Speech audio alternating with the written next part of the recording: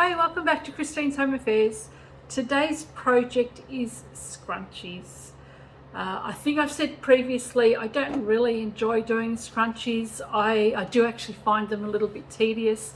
They're easy enough to do, just not very exciting. But when you've got loads and loads of scrap fabric, scrunchies are a great way to get rid of them.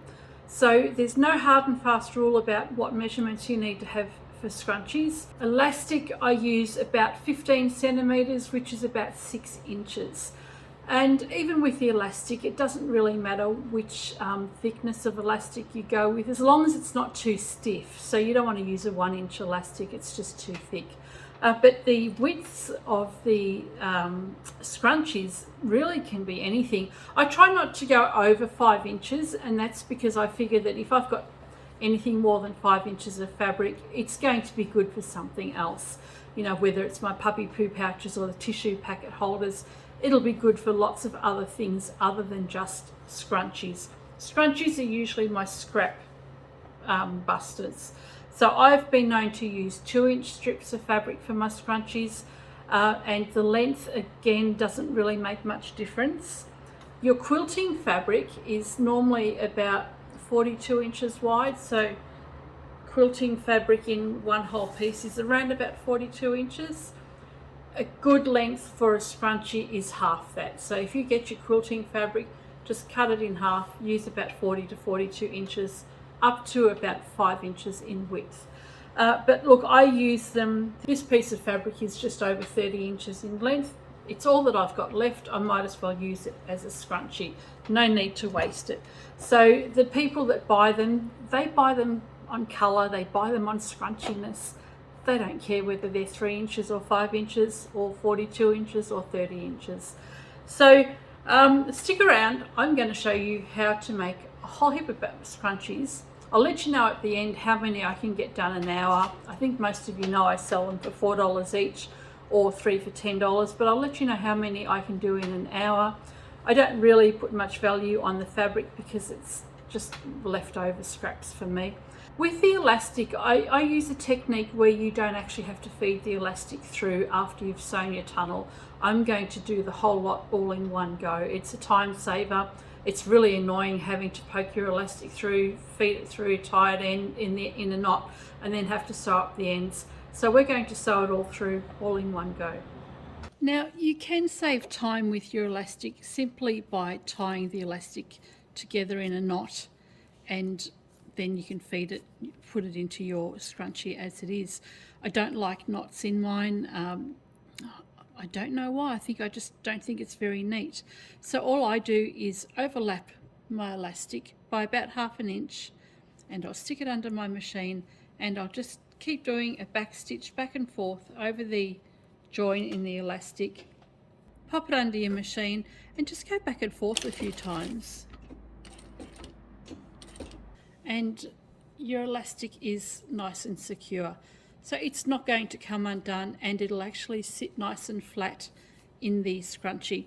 And you don't even have to neaten up the threads. So go ahead and do that for all your pieces of elastic.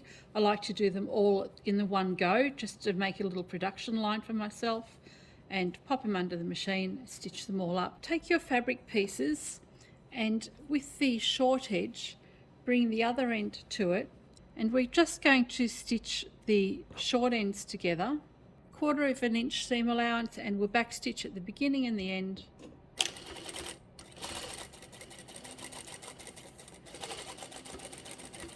And there we have a tube.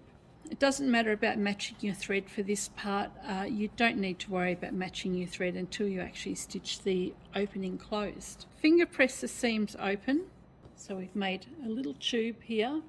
We've got that finger pressed open, and turn your seam underneath. So we've got our seam underneath. Our fabric is right sides together like that. And what we want to do with the top section of this roll is just fold that into the middle, fold that into the middle again, and with this under piece we're going to bring that together. So we've got the two folds, or the seams joining up there, And what we're going to do is just pop our elastic in between.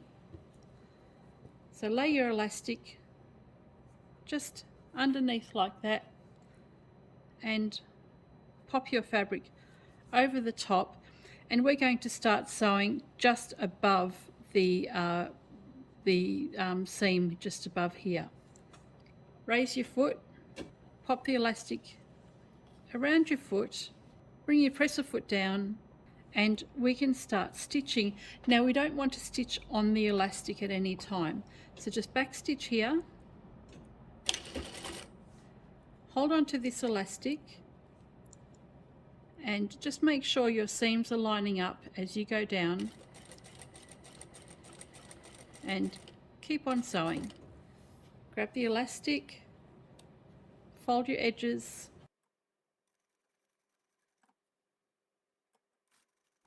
when you've done a little bit, leave your needle in the down position. I'm just going to raise my presser foot so you can see where I'm at. I've got the ends that have been stitched together there. Just grab the fabric just here, and this piece of fabric that's underneath, pull that. So pull that toward you, and what happens at the back is you can see this fabric here is starting to feed through where you started stitching. So you can see your sausage is starting to come through. So you're actually feeding your fabric through at the same time as creating your tube, and you're also feeding your elastic through. So keep going with your elastic, lay the pieces down, keep the elastic out of the way, and continue to sew. When you have really narrow pieces of fabric, this is a lot more fiddly. So for practice, maybe use a wider piece of fabric, say 4 inches wide. You can even use longer elastic if you want to practice better with this. So you just keep on going.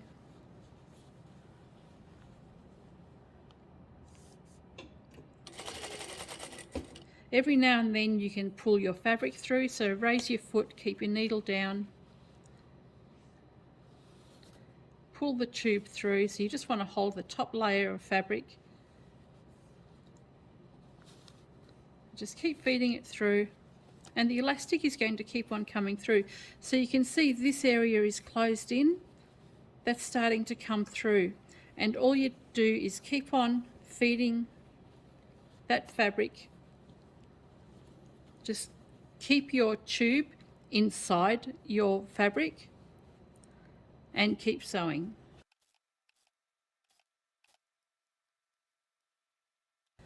I've come to the point in my tube where I've only got a couple of inches left of an opening, and you can see that the join where I've joined the two ends is just here, and this is where I started sewing. It's actually easier to start sewing near a join so that you can actually get a guide as to when you're finished. So when you come up to the end there, you want to leave 1 or 2 inches open and backstitch there. Take your work off, and you'll see there's a tiny little opening just there. And through that little opening, all you do is grab your scrunchie, and we have a small opening just there. Just take it to the machine. Normally you'll use a thread to match. Take it back to your machine, fold the edges over, and they'll naturally want to fold over anyway. Pinch it together, and then we can stitch that closed. And nobody knows whether this is a 4-inch piece of fabric, a 3-inch piece of fabric, or a 42-inch long piece of fabric. It doesn't matter. Kids, when they buy these, or adults when they buy these mostly because they like the colour. So I'll show you again from another angle. Just bring right sides together. This is using a much shorter piece of fabric. Finger press your seams open, pop the seam underneath, take the top piece of fabric, fold that in half inward, fold that one across, and then take the other side of the underneath and bring it across. Don't forget your elastic. Place that just inside there, out of the way of where the machine is stitching, and we're just doing a 1/4 inch. And we'll start with a back stitch. Now I'm starting about 1 inch away from the seam here, and that's only so that I can find it when I come around the other side. And with the elastic, hold on to that as you're sewing. I'll lift my presser foot here. Normally I don't. This is just to show you. Hold on to this join here and pull the fabric underneath, and you can see here it'll just go through, and keep on pulling, and then go back on this side, tuck the tube inside, fold this over and continue sewing. Don't forget to get your elastic out of the way, and just keep grabbing your elastic and bringing it forward. Just pinch the top layer of fabric, pull,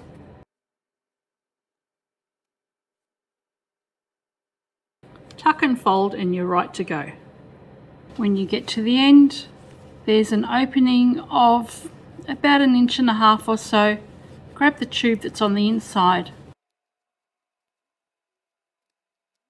and where this opening is, we will just close that off. There we go. Now it's your turn. It's a good thing I have somewhere to hang all my scrunchies, isn't it? If you're new to sewing, or if you're new to sewing scrunchies and you're a little bit unsure of how much fabric to use, grab yourself a fat quarter. So you can get fat quarters at any of your quilt shops, fabric shops, practically anywhere.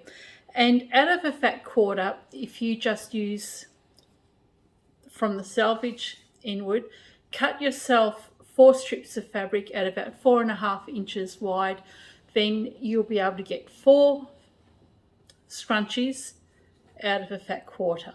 Use a 6 to 8 inch piece of elastic and just cut your fat quarters up. So whether you use fat quarters and you want to make a bunch in the same color, or you want to use a whole lot of scrap fabric, make your scrunchies in any width you like. The length doesn't really matter either, but at least you want to have probably at least 20 to 22 inches. How many did I make in an hour? I did 12. So I did 12 scrunchies in an hour. I sell them for $4 each, so that would be $48 for an hour's work. Of course, you've got the price of your fabric and the price of your elastic in that as well. I don't really take the fabric into account or the elastic. I get most of these for nothing, or it's fabric that's left over from my stash from years ago when I used to do quilting. So this fabric owes me nothing. It's been sitting in the cupboard for a really long time. But of course, if you're going and buying your fabric, you'll want to take that into account. You want to recover the cost of your fabric at least. So I sell these $4 each, so it gives me about $48 an hour, but I do sell them at 3 for $10. So that's just a little incentive for people to buy a few more if they want to. Where did I come up with my price originally? I do use my hourly rate of $40 an hour as a guide, but I also look around at markets and see what other people are selling theirs for. So if other people are selling theirs for $4 each, then that's what I'll do. I'm not going to overinflate my prices. I'm not going to undercut them either.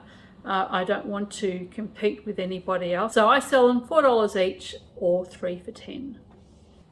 Catch you next time.